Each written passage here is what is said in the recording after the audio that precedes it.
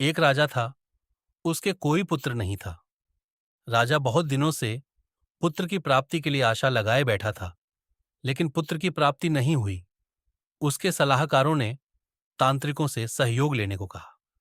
तांत्रिकों की तरफ से राजा को सुझाव मिला कि यदि किसी बच्चे की बलि दे दी जाए तो राजा को पुत्र की प्राप्ति हो सकती है।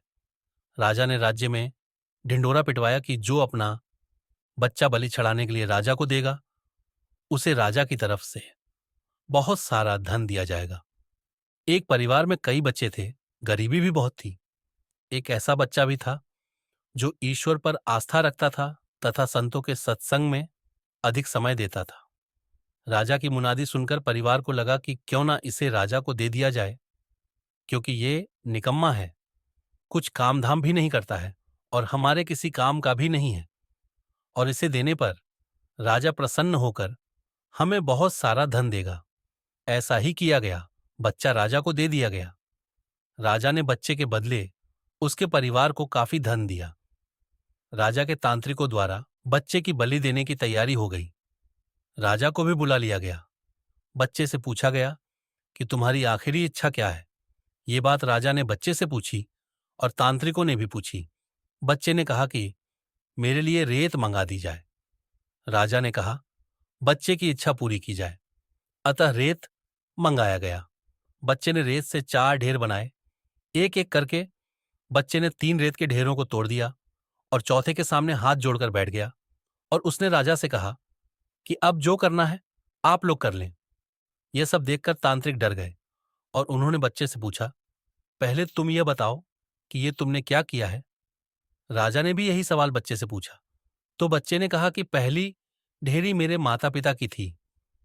मेरी रक्षा करना उनका कर्तव्य था, परंतु उन्होंने अपने कर्तव्य का पालन न करके पैसे के लिए मुझे बेच दिया, इसलिए मैंने ये ढेरी तोड़ी दी। दूसरी ढेरी मेरे सगे संबंधियों की थी, परंतु उन्होंने भी मेरे माता पिता को नहीं समझाया, अतः मैंने दूसरी ढेरी को भी तोड़ दिया।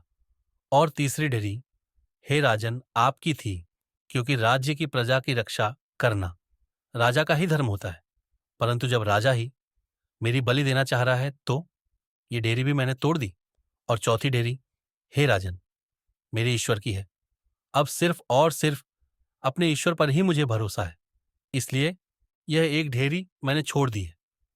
बच्चे का उत्तर सुनकर राजा अंदर तक हिल गया।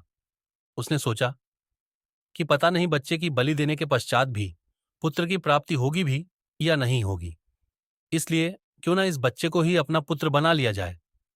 इतना समझदार और ईश्वर भक्त बच्चा है, इससे अच्छा बच्चा और कहाँ मिलेगा।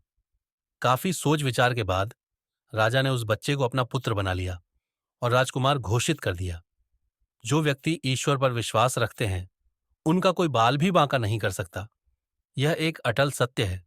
जो मनुष्य हर मुश्किल में केवल और केवल ईश्वर का ही आसरा रखते हैं, उनका कहीं से भी किसी भी प्रकार का कोई अहित नहीं हो सकता।